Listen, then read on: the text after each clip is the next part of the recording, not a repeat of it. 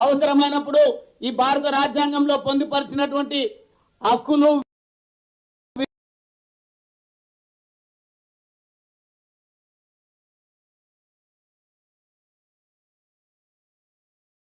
మార్చుకునేటువంటి అవకాశాన్ని కూడా బాబాసాహెబ్ ఆలోచన విధానంలో చాలా స్పష్టంగా కనిపించింది. అమెండ్మెంట్సే కాదు, ఇదే భారత రాజ్యాంగం భూమి ఆకాశం ఉన్నన్ని రోజులు ఉంటుంది. బాబాసాహెబ్ అంబేద్కర్ గారి స్ఫూర్తి కొనసాగుతుంది. ఏమైనా మార్పులు చేసినా నిజంగా బాబాసాహెబ్ అంబేద్కర్ స్ఫూర్తితోనా నిజమైనటువంటి గొప్ప మళ్ళీ రాజ్యాంగం రాయాల్సి వచ్చినా ఖచ్చితంగా అది భారత రాజ్యాంగ నిర్మాత బాబాసాహెబ్ అంబేద్కర్ గారి రూపమే దానిలో కనిపిస్తుంది.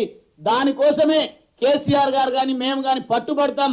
ఆ మహనీయుడి పేరుకు కానీ ఆ మహనీయుడి ఆలోచన విధానానికి కానీ వ్యతిరేకంగా పోయే పార్టీ టీఆర్ఎస్ పార్టీ కాదు. టీఆర్ఎస్ పార్టీ మా ముఖ్యమంత్రి కేసీఆర్ గారు ఎప్పుడు భారత రాజ్యాంగ నిర్మాత డాక్టర్ బాబాసాహెబ్ అంబేద్కర్ గారి స్ఫూర్తితోనే పాలన కొనసాగిస్తా ఉన్నారు. రాష్ట్రాన్ని కూడా భారత రాజ్యాంగంలో పొందుపరిచినటువంటి ఆర్టికల్ 3 ద్వారానే సాధించినటువంటి చరిత్ర మాకుంది. కాబట్టి అదే పద్ధతిలో మేము ముందుకు పోతాం. కానీ ఎప్పటికప్పుడు మత చిచ్చు రగిలిస్తూ మతాలు ఇటువంటి ద్వేషాలు లేదంటే ఎమోషనల్ బ్లాక్ మెయిలింగ్స్ తోన ప్రజలను తప్పుదోవ పట్టించి అధికారంలో రావడానికే ప్రయత్నం చేస్తున్నటువంటి బీజేపీ పార్టీ వైఖరిని ఎండగట్టడం కోసం ముఖ్యమంత్రి గారు తీసుకున్నటువంటి ఈ నిర్ణయం ఏదైతే ఉందో మేము కూడా దీనికి ఖచ్చితంగా అండగా ఉంటాం, మద్దతుగా ఉంటాం. దాంతో పాటుగా భారత పౌరులుగా భారత రాజ్యాంగ నిర్మాత బాబాసాహెబ్ అంబేద్కర్ గారి వారసులుగా మేము ఆయనకున్నటువంటి ఖ్యాతిని ఏమాత్రం తగ్గకుండా ఆయన స్ఫూర్తితోన కేసీఆర్ గారి ఆలోచన విధానాలను జోడించి భారతదేశంలో ఉన్నటువంటి మేధావుల సలహాలు సూచనలు తీసుకొని ఒక గొప్ప భారత రాజ్యాంగం ఏదైతే ఉందో దాన్ని స్ఫూర్తిగా తీసుకొని అవసరతను బట్టి మార్చుకోవడానికి మేము ముందుకొచ్చేదానికి ప్రయత్నం చేస్తాం. లేదు సీరియస్ గా గట్టి చట్టాలను తీసుకొచ్చి భారత రాజ్యాంగ విలువలకు తూట్లు పొడుస్తున్నటువంటి ఈ కేంద్ర ప్రభుత్వమే కాదు, ఆ మైండ్ సెట్ ఉన్నటువంటి ఏ పార్టీలైనా ఈ భారతదేశంలో కాలగర్భంలో కలిసిపోయే విధంగా భారతదేశ వ్యాప్తంగా అవసరం అనుకుంటే ఉద్యమాన్ని కూడా లేవదీస్తాం. ఈరోజు ఏదో భయభ్రాంతులకు గురి చేసే విధంగా హక్కుల కోసం పోరాటం చేస్తున్నటువంటి వారిపైన ఈడీ దాడులని ఇంకో దాడులని భయభ్రాంతులకు గురి చేసేటువంటి వైఖరి ఏదైతే కేంద్ర ప్రభుత్వం ఉందో మీ తాటాకు చప్పుళ్లకు భయపడేటువంటి పరిస్థితి తెలంగాణ రాష్ట్రంలో లేదు. కేసీఆర్ గారి నాయకత్వంలో కేసీఆర్ గారి పోరాటంలో మేము కూడా భాగస్వాములమైనాం కాబట్టి అదే స్ఫూర్తిని ప్రదర్శిస్తాం. భారతదేశ వ్యాప్తంగా ఉన్నటువంటి దళితులనే కాదు అట్టడుగు వర్గాలను నిర్లక్ష్యానికి గురైనటువంటి ప్రజానికాన్ని సంఘటితం చేస్తాం. ఎందుకు భారత రాజ్యాంగం ఇంత గొప్పగా రూపొందించబడ్డా రాయబడ్డా ఎందుకు భారత రాజ్యాంగం ఇచ్చినటువంటి సూచనల మేరకు సలహాల మేరకు కేంద్ర ప్రభుత్వం నడుచుకోవడం లేదు, ఎందుకు ఫెడరల్ స్ఫూర్తికి విరుద్ధంగా వెళ్తా ఉందో ప్రజల లోపల అవగాహన పెంచేటువంటి ప్రయత్నం చేస్తాం. ముమ్మాటికి మేము భారత రాజ్యాంగం కేసీఆర్ గారి సూచన మేరకు బాబాసాహెబ్ అంబేద్కర్ గారి స్ఫూర్తితో ముందుకు పోతాం. ఏదైతే మీరు లబ్ధి పొందాలని చూస్తా ఉన్నారు ఈ స్టేట్మెంట్ కు సమగ్రమైన చర్చ జరపాలని నొక్కి ఒక్కానించినటువంటి సందర్భంలో మీరేదైనా రౌండ్ టేబుల్ కాన్ఫరెన్స్ కు కాల్ ఫార్ చేయాలి, మేధావులను పిలవాలి, స్కాలర్స్ పిలవాలి, భారతదేశంలో ఉన్నటువంటి అన్ని యూనివర్సిటీల నుంచి స్కాలర్స్ ను పిలవండి, చర్చ జరపండి. నిజంగా భారత రాజ్యాంగం ఆశించినట్టుగా భారతదేశంలో అభివృద్ధి జరుగుతుందా, ఈ అణగారిన వర్గాలకు ఏమైనా న్యాయం జరిగిందా చర్చ పెడదాం.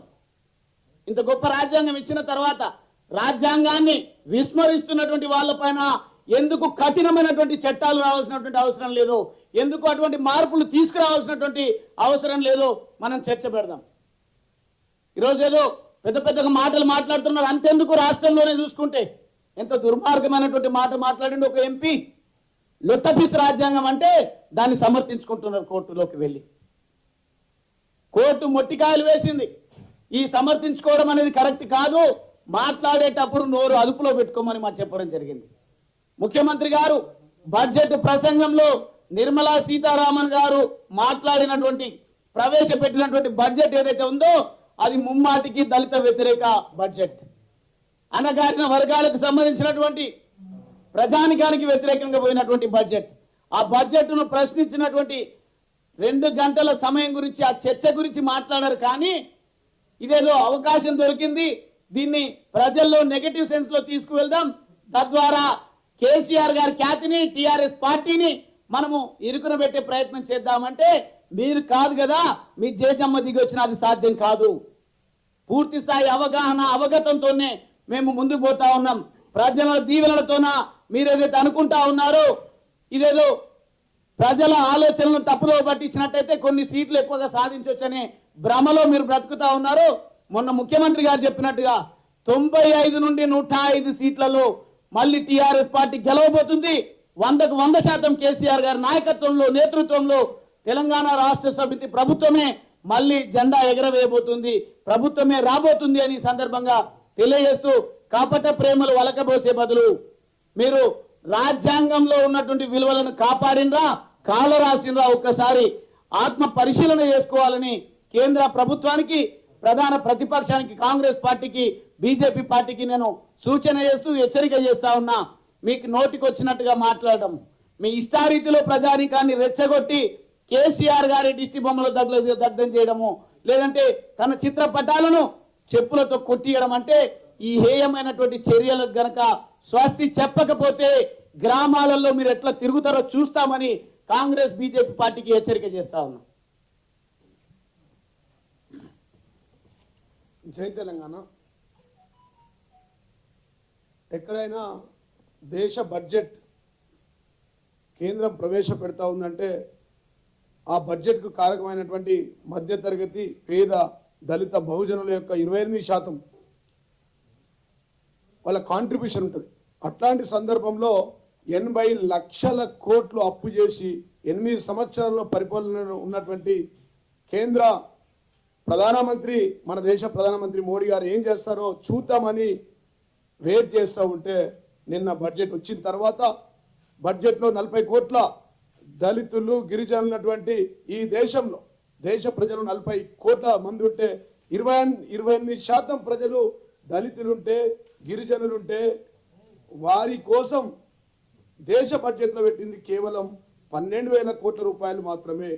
అట్లయితే గౌరవ ముఖ్యమంత్రి కేసీఆర్ గారు 8 సంవత్సరాల నుంచి చూస్తూ ఉన్నారు, ఏదో ఉద్ధరిస్తారు, పేద ప్రజల కోసం బడ్జెట్లో అనేక సంక్షేమం అభివృద్ధి ఇస్తారు, మా దళితుల కోసం ఇస్తారు, మా పేదల కోసం ఇస్తారు, మా రైతుల కోసం ఇస్తారని చెప్పి ఎదురు చూస్తుంటే ప్రతి బడ్జెట్ మీద సీఎంలు, ముఖ్యమంత్రులు, మంత్రులు, ఎమ్మెల్యేలు, ఎంపీలు, ప్రతిపక్షాలు మాట్లాడడం మానవాయితీ. అట్లాంటి సందర్భంలో ముఖ్యమంత్రి గారు దళితులకు కేవలం 12,000 కోట్ల రూపాయలు పెడితే ఇదెంత దౌర్భాగ్యమయ్యా.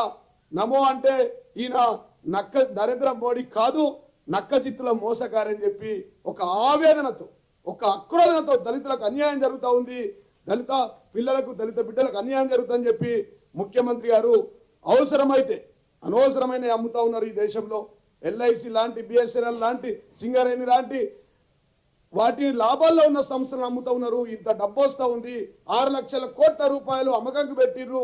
అది కాక దేశ సంపద 39,45,000 కోట్లు ఉంటే మరి మా దళితుల కోసం, మా రైతుల కోసం ఇచ్చింది ఏం లేదు. రైతులకు అన్నం పెట్టే రైతులకు సున్నం పెట్టిర్రు, అట్టడుగున ఉన్నటువంటి దళితులకు అసలే నిధులు ఇవ్వలేరు. ఒక రాష్ట్ర ప్రభుత్వం 20,000 కోట్ల రూపాయలు దళిత బంధు, కేవలం ఒక చిన్న రాష్ట్రం, ఈ దేశ జనాభాలో ఒక 5% కూడా లేనటువంటి రాష్ట్రం, 4.5 కోట్ల జనాభా కల రాష్ట్రంలో దళితుల కోసం మేము ఇక్కడ 40 లక్షల మంది దళితుల కోసం 20,000 కోట్లు పెడతా ఉన్నాం. అట్లాంటిది దేశంలో మోడీ గారు 12,000 కోట్లు పెట్టడం సిగ్గుచేటు. కాబట్టే మరి మేము కేసీఆర్ గారు అంటే ఇలా వారు కాల్ ఫర్ చేసారు. ఎవరు? ఈ ఇద్దరు కూడబలుకొని మాట్లాడినటువంటి ఇద్దరు తోడు దొంగలు రేవంత్ రెడ్డి, బండి సంజయ్. నిన్న ఈ సంభాషణ చూస్తుంటే అర్థమవుతుంది మీడియా మిత్రులు, వాళ్ళు ఢిల్లీలో మాట్లాడిన విధానం, కలుసుకున్న విధానం చూస్తే ఇద్దరు గల్లీలో కొట్లాడతారు, ఢిల్లీలో పోయి ఇద్దరు మాట్లాడుకుంటారు. తోడు దొంగలు బండి సంజయ్, రేవంత్ రెడ్డి. వీరి వల్ల ముఖ్యమంత్రి గారు మాట్లాడినటువంటి మాటల మీద కాల్ఫర్ చేసి భీమ్ దీక్ష అని చెప్పి పెట్టింది. ఎన్నికలు రాగానే జై కిసాన్ అంటారు, బడ్జెట్ రాగానే నై కిసాన్. రైతులకు ఏం లేదు. ఎన్నికలు రాగానే జై, బడ్జెట్ లో నై భీమ్. ఎంత అంటే ఎన్నికలు రాగానే జై భీమ్. మళ్ళీ ఇప్పుడు ఉత్తరప్రదేశ్లో ఉన్నాయి కదా, అక్కడ జై భీమ్ అంటారు. మళ్ళీ ఎన్నికల తర్వాత బడ్జెట్లో ఉత్తరప్రదేశ్లో, పంజాబ్లో దళితుల పక్షాన్ని ఎప్పుడు కూడా పట్టించుకున్న వాళ్ళు గారు. వీరి వల్ల రాజ్యాంగం మీద మాట్లాడుతారు. గౌరవ ముఖ్యమంత్రి గారు మాట్లాడిన మాటల మీద మాట్లాడుతారు. ఈ రాజ్యాంగాన్ని ఈ దేశంలో 105 సార్లు సవరించారు ఇప్పటికే. దాంట్లో పాలక పక్షాలు కాంగ్రెస్, బీజేపీ. మార్పు కొత్తగా రాజ్యాంగం రాస్తామంటే అంబేద్కర్ పేరు తీసేసి అంబేద్కర్ని పక్కన పెట్టి అంబేద్కర్ని మర్చిపోయి రాసేది ఉండదు. ప్రజల కోసం, పేద బడుగు బలైన వర్గాల కోసం, రైతుల కోసం, మా అట్టడుగు వర్గాల 28% ఉన్నటువంటి దళిత గిరిజనుల కోసం, మా మైనార్టీ సోదరుల కోసం అవసరమయ్యే విధంగా గౌరవ డాక్టర్ బిఆర్ అంబేద్కర్ గారిని అట్లా పెట్టి వారి పేరును వారి గొప్పతనం ఉంచి రాజ్యాంగాన్ని మార్చమని దాన్ని రాద్ధాంతం చేసి ఒకడు భీమ్ దీక్ష అంటాడు, ఇంకొక దీక్ష అని చెప్పి ఇవాళ ముఖ్యమంత్రి గారిని బదనం చేసే ప్రయత్నం చేస్తూ ఉన్నారు. వీరికి రాజ్యాంగం మీద మాట్లాడే నైతిక ఎక్కడదని చెప్పి సందర్భంగా తెలియజేస్తా ఉన్నాం. ఈ దేశానికి స్వాతంత్రం తెచ్చిన గాడ్సేను, ఈ దేశానికి స్వాతంత్రం తెచ్చినటువంటి గాంధీని చంపినటువంటి గాడ్సేయిజం ఉన్నటువంటి బీజేపీ పార్టీ వారు ఇలా మాట్లాడుతున్నారు. అంబేద్కర్ ను అనేక సార్లు అవమానపరిచి పుస్తకాలు రాసినటువంటి అరుణ్ శౌరి లాంటి వ్యక్తులకు మంత్రులు ఇచ్చినటువంటి బీజేపీ పార్టీ దళితుల వ్యతిరేక పార్టీ అని చెప్పి సందర్భంగా నేను తెలియజేస్తా ఉన్నాను. ఇట్లాంటి వాళ్లకు ప్రోత్సాహిస్తున్నటువంటి వారు ఇవాళ గౌరవ ముఖ్యమంత్రి కేసీఆర్ గారు ఉద్యమ సమయంలో ఆర్టికల్ 3 ద్వారానే గౌరవ డాక్టర్ బిఆర్ రాజ్యాంగం ద్వారానే చిన్న రాష్ట్రాలు ఏర్పడిన వారి యొక్క రాజ్యాంగాలు పొందుపరచడం ద్వారానే ఈ ఉద్యమం చేస్తా ఉన్నాం. 14 సంవత్సరాలుగా కొన్ని వందల సార్లు, వేల సార్లు అంబేద్కర్ గారిని గుర్తు చేస్తూ, అంబేద్కర్ రచించిన రాజ్యాంగాన్ని గుర్తు చేస్తూ ఆర్టికల్ 3 ద్వారానే మేము తెలంగాణ రాష్ట్రాన్ని సాధిస్తామని చెప్పి వేలాది సార్లు, వందలాది సార్లు అసెంబ్లీలో, పార్లమెంట్ లో ప్రస్తావించిన ముఖ్యమంత్రి మా ముఖ్యమంత్రి. మా ముఖ్యమంత్రి ఈ రాష్ట్రంలో కేసీఆరిజం ఉంటే మేము అంబేద్కరిజాన్ని ఫాలో అవుతా ఉన్నాం. అంబేద్కర్ అడుగుజాలలో నడుస్తూ ఉంది ఈ రాష్ట్రం. పేదల కోసం సంక్షేమం, అభివృద్ధి, ప్రతి ఇంట్లో సంక్షేమం, ప్రతి గంటలో అభివృద్ధి జరిగే విధంగా చూస్తా ఉన్నాం. దేశ చరిత్రలో ఎక్కడ లేని విధంగా వైన్స్లతో పాటు పేద దళితులకు మెడికల్ షాపులలో కూడా రిజర్వేషన్ ఇస్తున్నాం. మార్కెట్ కమిటీల్లో కూడా అదనంగా రిజర్వేషన్ ఇస్తున్న ఏకైక రాష్ట్రం ఈ రాష్ట్రం మా ముఖ్యమంత్రి కేసీఆర్ గారు. ఇట్లాంటి విధానాన్ని పట్టుకొని ఇవాళ మేము భీమ్ దీక్ష చేస్తాం, మేము ఇంకో రచ్చకెక్తామంటే దళితులు నమ్మే పరిస్థితులు లేరని చెప్పి సందర్భంగా తెలియజేస్తా ఉన్నాం. ఎప్పుడు అయితే ఖలిస్తాన్, లేకపోతే పాకిస్తాన్, ఇటు అయితే జమ్మూ కాశ్మీర్, అటు లేకపోతే చైనా వార్.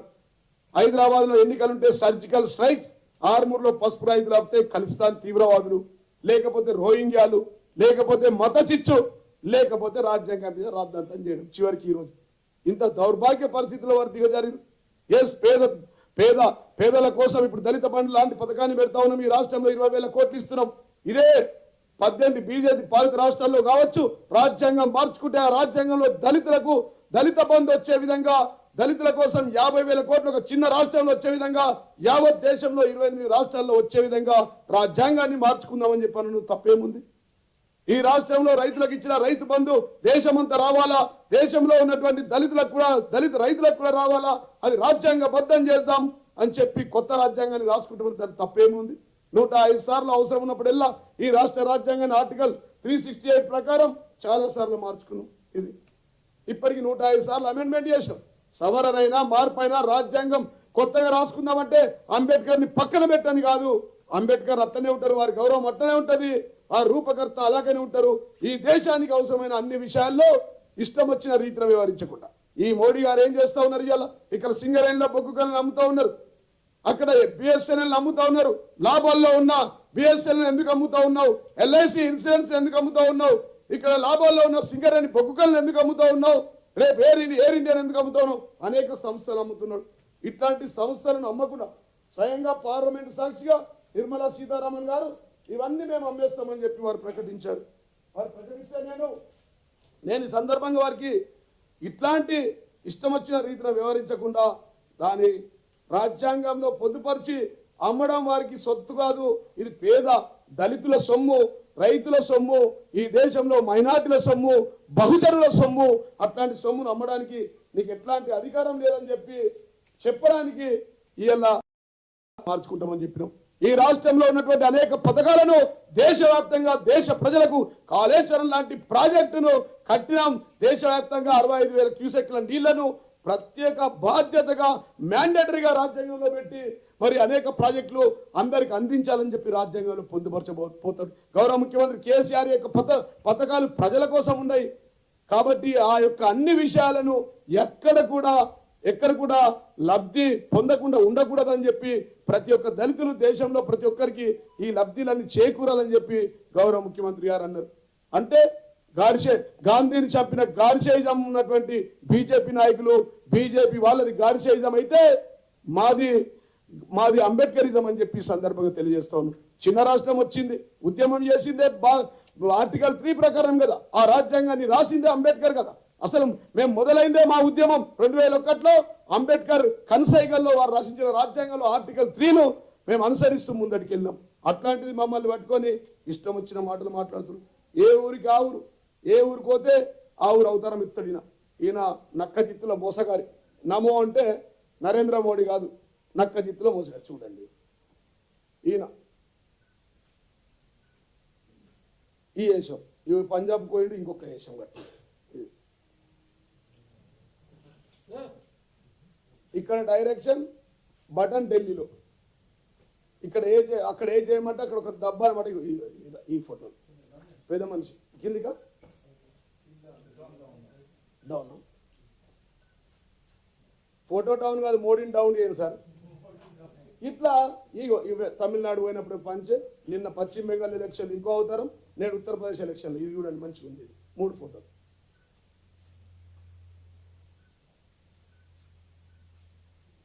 మేము వారిని అడుగుతా ఉన్నాం, ఈ అమ్మకాలు మానేయండి.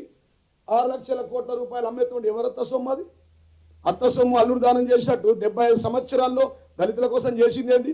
ఈ రాష్ట్ర ముఖ్యమంత్రి గారు ఈ రాష్ట్రంలో పెడుతున్నటువంటి పథకాలు ఏవైతే ఉన్నాయో ఆ పథకాలను మ్యాండేటరీగా రేపు అన్ని అణగారిన వర్గాలకు, బడుగు బలైన వర్గాలకు ఆ ఫలాలు అందే విధంగా ఈ దేశం యొక్క ఆర్థిక పురోగతిని ముందరికి తీసుకెళ్లి ఏ విధంగా అయితే తెలంగాణ రాష్ట్రంలో మరి నిధులను గతంలో సమైక్య రాష్ట్రంలో 1,00,000 కోట్లు కూడా లేకుండే, అట్లాంటిది ఇలా ఒక్క తెలంగాణలో 2.5 లక్షల కోట్ల రూపాయలు వచ్చినాయి. అట్లాంటి దేశ బడ్జెట్, ఒక చిన్న రాష్ట్రం, ఒక మారుమూల రాష్ట్రం, ఒక నూతనంగా ఏర్పడిన రాష్ట్రం 8 సంవత్సరాల్లో దాదాపుగా రైతుల కోసం, దళితుల కోసం, పేదల కోసం ఇన్ని లక్షల కోట్లు ఖర్చు పెట్టాం. ఇలా ఒకవేళ రాజ్యాంగంలోనే ఎస్సీ ఎస్టీ సప్లాన్ కింద డబ్బులు ఖర్చు చేయాలని అక్కడ పొందుపరచిపోయి ఉంటే ఇక్కడ ఎస్సీ ఎస్టీ సప్లాన్ చట్టం అవసరం ఉండేదా రాష్ట్రంలో? కాబట్టి అట్లాంటి సంఘటనలు అట్లా అన్ని విధాలుగా అన్ని ప్రాంతాల వారికి లబ్ధి చేకూరే విధంగా మరి రాజ్యాంగాన్ని రాస్తామంటే తప్పేముంది? What is wrong in that? రాజ్యాంగం రాస్తామంటే మొత్తం రాజ్యాంగాన్ని తీసి పక్కన పెట్టి కొత్తగా నూతన అనేక దేశాల్లో, జపాన్లో, రష్యాలో, ఫ్రాన్స్లో, నేపాల్లో అక్కడ అనుగుణంగా ప్రజలకు అనుబంధంగా ప్రజలు లబ్ధి చేకూరే విధంగా ఆ దేశాలు కొత్తగా రాజ్యాంగం రాసుకున్నాయి. అట్లాంటిది ఇక మేమేదో అంబేద్కర్కి వ్యతిరేకులుగా చిత్రీకరిస్తూ వీరు ఇక్కడ సెంట్రల్ యూనివర్సిటీలో చూసిరు. వేముల ప్రశాంత్ అనే వ్యక్తి, వేముల రోహిత్ అనే వ్యక్తి ఆత్మహత్య ఢిల్లీ యూనివర్సిటీ కదా, హైదరాబాద్ సెంట్రల్ యూనివర్సిటీలో వేముల రోహిత్ అనే వ్యక్తిని ఆత్మహత్య చేసుకునే విధంగా చేసింది ఏబీ పోల్ కదా. అరుణ్ శౌరి ఆయన రాసిన బుక్ వర్షిపింగ్ ఫాల్స్ గాడ్ అనే బుక్ రాసి అంబేద్కర్ తిడితే ఆయనకు బహుమతిగా వీరు మంత్రి పదవి ఇచ్చారు. ఇది పేద బడుగు బలైన వర్గాల దళితులకు వ్యతిరేకం వారు కాదా?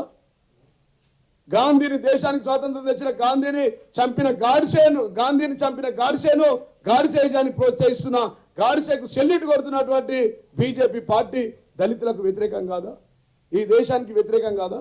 కాబట్టి అటువైపు రైతులకు వ్యతిరేకం, అన్నం పెట్టే రైతులకు సున్నం పెట్టడం, ఇటు దళితులకు వ్యతిరేకం. గౌరవ ముఖ్యమంత్రి కేసీఆర్ గారు ఈ దేశంలో ఒక చర్చ జరగాలి, అవసరమైతే రాజ్యాంగంలో కొత్తగా రాయాలి, రాజ్యాంగం రాసే ముందు కూడా మరి అంబేద్కరిజాన్ని చూపించాలి ఆ రాజ్యాంగంలో అని చెప్పి మాట్లాడితే దాన్ని పెద్ద రాద్ధాంతం చేసి దాని మీద అనవసరంగా మాట్లాడుతూ ఇష్టం వచ్చిన మాటలు మాట్లాడుతూ ఉన్నారు. ఈ ఢిల్లీలో కూడవలుకొని ఆ బండి సంజయ్, ఈ రాష్ట్ర అధ్యక్షుడు రేవంత్ రెడ్డిలు ఇద్దరు తోడు దొంగల్లాగా మాట్లాడుకొని ఇప్పుడు ఇందాక మీకు వీడియో చూపించిన ఈ విధంగా మాట్లాడడం దీన్ని పూర్తిగా మేము ఖండిస్తూ ఉన్నాం. రాజ్యాంగాన్ని కొత్తగా రాయాలన్న గౌరవ ముఖ్యమంత్రి కేసీఆర్ గారి వాదనను సమర్థిస్తూ ఉన్నాం. మిత్రుడు బాలరాజు గారు కూడా చాలా స్పష్టంగా చెప్పారు.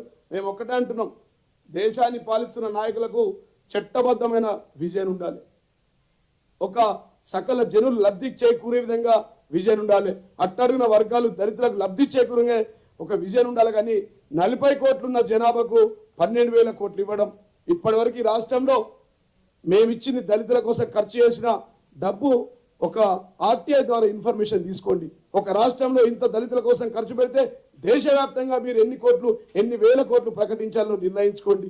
అత్యధిక శాతం ఉన్న దళితుల గురించి, 28% ఉన్నటువంటి దళితుల గురించి మరి నిధులు కేటాయించవలసిన అవసరం ఉన్నది. కాబట్టి అసలు ఆ నిధులు కేటాయించకపోవడం, ఒకవైపు 80 లక్షల కోట్లు అప్పు చేయడం.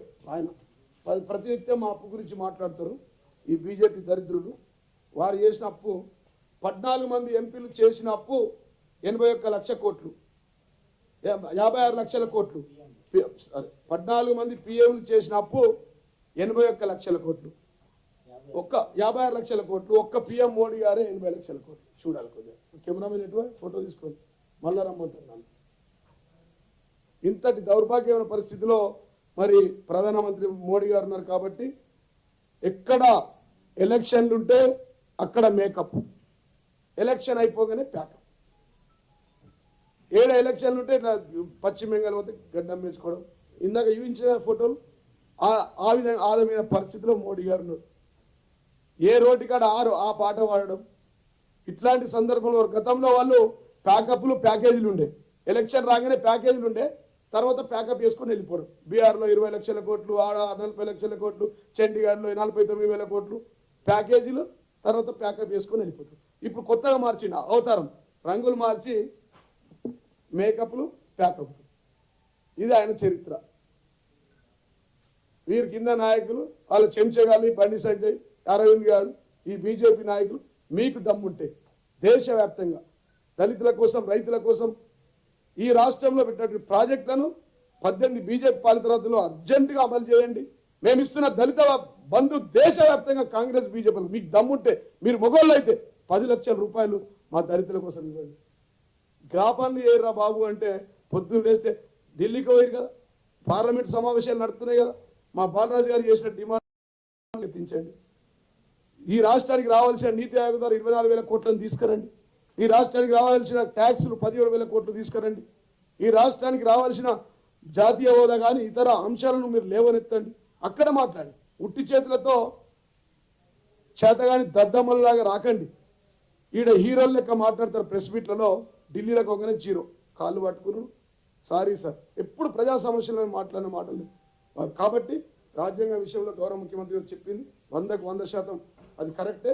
దాన్ని రాద్ధాంతం చేయాలంటే ఇక్కడ దళితులు ఎవరు నమ్మే దిశగా లేరు. వచ్చే బడ్జెట్లో మేము ఇచ్చే దళితులకు ఇచ్చే బడ్జెట్ను చూసి బీజేపీ నాయకులు దిమ్మ తిరిగి చక్కెరచ్చి అడ్డం పడతారు. 20,000 కోట్ల రూపాయలు మేము దళిత బంధుకు పెట్టబోతున్నాం మా ముఖ్యమంత్రి గారు చెప్పారు. ముఖ్యమంత్రి గారు కూలంకుషంగా, అరే రాష్ట్ర దేశ బడ్జెట్ రా బాబు, 150-40 కోట్ల మందికి సంబంధించిన దేశ బడ్జెట్లో 1:40 నిమిషాలు ప్రసంగించారు. ఆవేదనతో, అక్రోధనతో, బాధతో 7-8 సంవత్సరాలు దిగమింగుకొని 21 సంవత్సరాల ఉద్యమంలో 40 సంవత్సరాల వారి యొక్క రాజకీయ జీవితంలో అనుభవించి చూసి దళితులు నష్టపోతా ఉన్నారు, దేశ ప్రజలు నష్టపోతా ఉన్నారు. ఇక్కడ ఉన్నటువంటి వనరులను వినియోగించుకోకపోతున్నాం, 65,000 క్యూసెక్కుల నీళ్లను వినియోగించకపోతున్నాం, ఇక్కడ ఇవ్వాల్సిన దళిత బంధు ఇవ్వలేకపోతున్నాం, అక్కడ ఇచ్చిన వృద్ధులకు, వికలాంగులకు పింఛన్లు ఇచ్చిన అభివృద్ధి సంక్షేమం చేయలేకపోతున్నాం, పెళ్లిగాలి పిల్లలకు కళ్యాణ లక్ష్మి ఇవ్వకపోతున్నాం. ఇవి దేశవ్యాప్తంగా ఈ పథకాలన్నీ రావాలని చెప్పి కాంగ్రెస్, బీజేపీ వ్యతిరేకంగా, ఎవరైతే ఆ రెండు పార్టీలకు వ్యతిరేకంగా అన్ని పార్టీలను కూడా కలుపుకొని ప్రజల్ని కదిలించి దేశక నేత కాబోతున్న మా ముఖ్యమంత్రి కేసీఆర్ గారు. ఇది మేము చెప్తా ఉన్నాం. బిడ్డ, కేసీఆర్ గారు చెప్పింది ఎప్పుడు కూడా కాక తప్పలేదు. వారు చాలాసార్లు చెప్తారు, the impossible words it says I am possible. అసాధ్యాన్ని సుసాధ్యం చేయడమే మా కేసీఆర్ యొక్క ప్రత్యేకత అని చెప్పి సందర్భంగా తెలియజేస్తాను. జై తెలంగాణ.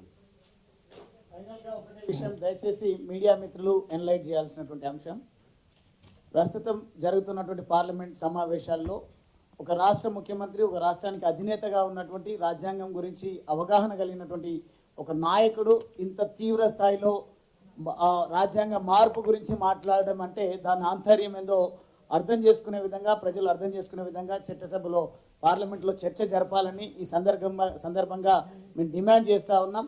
రాజ్యాంగబద్ధ హోదాలో ఉండి రాజ్యాంగాన్ని అమలు చేయనటువంటి వాళ్ళను ఏ రకంగా శిక్షించాలనో, ఏ రకమైనటువంటి రాజ్యాంగం రావాలనో, ఏ రకమైనటువంటి మార్పులు రాజ్యాంగం రావాలనో, భారత రాజ్యాంగ నిర్మాత బాబాసాహెబ్ అంబేద్కర్ స్ఫూర్తిగా ఏ రకమైనటువంటి భారత నిర్మాణం జరగాలనో దానిపైన పార్లమెంట్ చర్చించాల్సిందిగా ఈ సందర్భంగా మేము డిమాండ్ చేస్తా ఉన్నాం.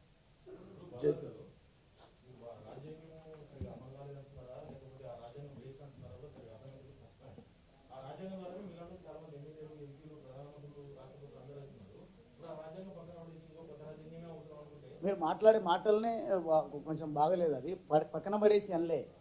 రాజ్యాంగాన్ని మార్చాలి అని ఒక రకమైనటువంటి ఆవేదనతో ఎందుకు మాట్లాడాల్సి వచ్చిందంటే, రాజ్యాంగ విలువలను కాపాడుతూ రాజ్యాంగం ఇచ్చినటువంటి హక్కులు ప్రజలకు ఉన్న ఏవైతే ఉన్నాయో హక్కులను కాపాడే దాంట్లో విఫలం అవుతా ఉంది భారత ప్రభుత్వం. కాబట్టి గతంలో ఉన్నటువంటి కాంగ్రెస్ ప్రభుత్వం కాబట్టి నిజంగా ఈ భారత రాజ్యాంగం ఇదే మాదిరిగా ఉంటే ఆ రాజ్యాంగాన్ని పూర్తిగా విస్మరించి వారు ఇష్టారీతిలో వ్యవహరిస్తూ ఉన్నారు. రాజ్యాంగాన్ని ఒక భగవద్గీతగా, ఒక బైబిల్గా, ఒక ఖురాన్గా వాళ్ళు చూడడం లేదు. కాబట్టి ఇట్లా భారత రాజ్యాంగాన్ని విస్మరిస్తున్నటువంటి వాళ్ళను, భారత రాజ్యాంగాన్ని పట్టించుకోకుండా ఉంటున్నటువంటి ఈ కేంద్ర ప్రభుత్వం కానీ ఏ రాష్ట్ర ప్రభుత్వాలు కానీ విస్మరించినట్టయితే అవసరమైతే ఒక అద్భుతమైనటువంటి మార్పులు తీసుకొచ్చి రాజ్యాంగాన్ని విస్మరించినటువంటి ఈ ప్రభుత్వాలను, ఈ నాయకులను ప్రజల్లో దోషులుగా నిలబెట్టే విధంగా మార్పుల కోసం చర్చ జరగాలనేది ముఖ్యమంత్రి గారి ఆవేదన, ఆలోచనగా నేను స్వీకరించిన. తప్పకుండా ఈ అంశం పట్ల పార్లమెంట్లో చర్చ జరగాలి. 75 సంవత్సరాలు అయింది కదా స్వాతంత్రం వచ్చి, ఇప్పటికీ ఎందుకు సమగ్రమైన చర్చ పార్లమెంట్లో జరపడం లేదు? ఎందుకు 60 సంవత్సరాల తెలంగాణ ఉద్యమంలో ఆర్టికల్ 3 కనపడలేదు?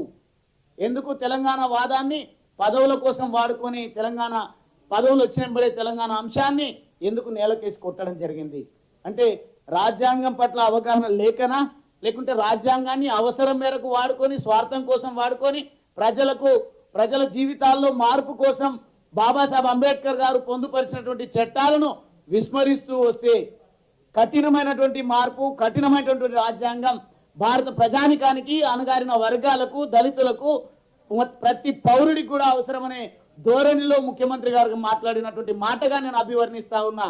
ఒకవేళ ఇది అవునా కాదా అనేది అప్రాప్రియేట్ వేదిక, అత్యున్నతమైనటువంటి స్థానం పార్లమెంట్. కాబట్టి ఆ వేదికలో చర్చ జరపండి అని మేము ఈ సందర్భంగా డిమాండ్ చేస్తా ఉన్నాం. మీరు ఉద్ధరించిందేం లేదు. మీరు ప్రవేశపెట్టినటువంటి బడ్జెట్లో ఎవరికి పెద్దగా మేలు జరిగే పరిస్థితి లేదు. కాబట్టి కనీసం భారత రాజ్యాంగం ఏర్పాటై 75 సంవత్సరాలైనా ఎందుకు ఇంకా విస్మరణకు గురవుతుందో దానిపైన చర్చ జరపండి. నిజంగా మారాలా, భారత రాజ్యాంగం మారాలా, లేకుంటే భారత రాజ్యాంగాన్ని అమలు చేయాల్సినటువంటి ప్రభుత్వాలు మారాలా, నాయకులు మారాలా, దానిపైన చర్చ జరగాలని ఈ సందర్భంగా నేను డిమాండ్ చేస్తాను.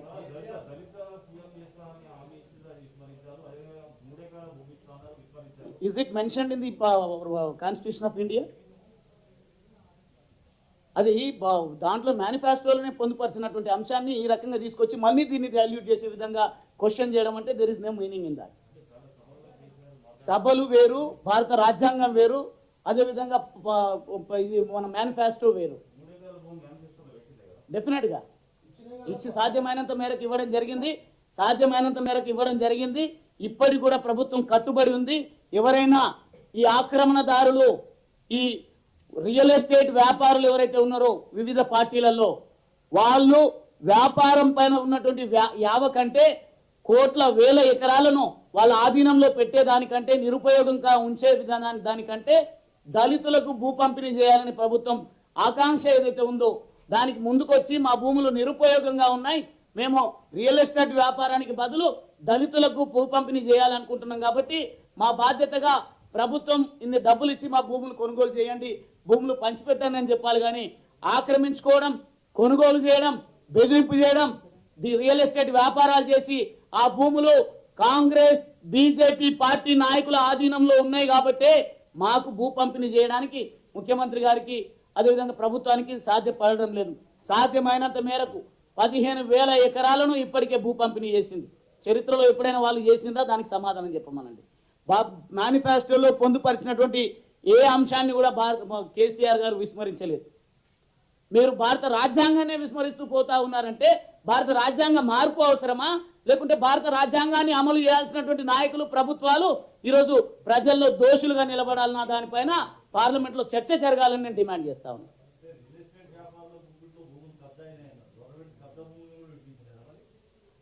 సాధ్యమైనంత మేరకు ప్రభుత్వం ఈ రోజు కూడా, నిన్న కూడా చూసినట్టయితే 4-5 వేల కోట్ల రూపాయలకు సంబంధించినటువంటి కాజాగూడలో ఉన్నటువంటి ప్రభుత్వ భూములను ప్రభుత్వము కోర్టులో కొట్లాడి ప్రభుత్వ పరం చేసుకోవడం జరిగింది. అది ప్రభుత్వానికి ఉన్నటువంటి కన్సర్న్. గతంలో ఉన్నటువంటి ప్రభుత్వాలు ఎక్కడ ఈ భూములను కాజేయాలి, ఎట్లా కోట్లకు పడగలెత్తాలనే యావతోనే పనిచేసిన గత ప్రభుత్వాలు. కానీ మా ప్రభుత్వం, మా ముఖ్యమంత్రి గారు ఎప్పుడు ప్రజాకోణంలో ఆలోచన చేసి సంక్షేమ పథకాలు, అభివృద్ధి కార్యక్రమాలపైన దృష్టి పెట్టింది తప్ప వీళ్ళలాగా రియల్ ఎస్టేట్ వ్యాపారాలు చేసే నైజం ముఖ్యమంత్రి గారిది కాదు.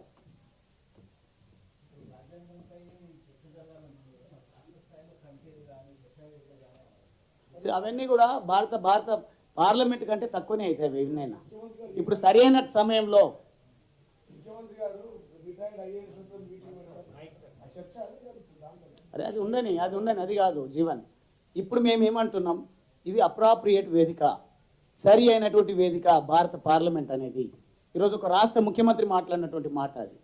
ఆ మాటకు, ఆ ఆవేదనకు ఆంతర్యం ఏందో అర్థం చేసుకొని చర్చ జరుపుతారా లేదంటే ఈ ముఖ్యమంత్రి గారిని భారత రాజ్యాంగానికి వ్యతిరేకంగా ఉన్నారు అని దోషిగా నిలబడతారా? రెండు అవకాశాలు మీకు ఉన్నాయి. చర్చ జరపండి పార్లమెంట్లో. ఎందుకు 75 సంవత్సరాలైనా అణగారిన వర్గాల లోపల మార్పులు ఎందుకు లేదు? ఎందుకు ఇంకా మేము దళితులుగా మా రిజర్వేషన్ ఇంకా 10 సంవత్సరాలకు రెన్యువల్ కావాలని అడిగేటువంటి దుస్థితి ఎందుకు వచ్చింది? మా జీవన శైలిలో ఎందుకు మార్పు రాలేదు? దీనికి కారకులు ఎవరో సమాధానం చెప్పాలి, చర్చ జరగాలనేది మా యొక్క డిమాండ్.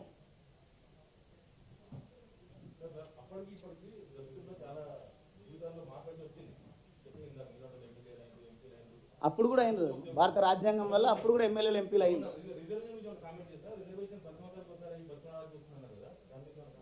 మా జీవితాల్లో వెలుగు నింపే వరకు, మేమందరితో సమానంగా ఎదిగే వరకు భారత రాజ్యాంగం ఇచ్చినటువంటి మా రిజర్వేషన్లు కొనసాగడం కోసం మేము పాటుపడుతూనే ఉంటాం.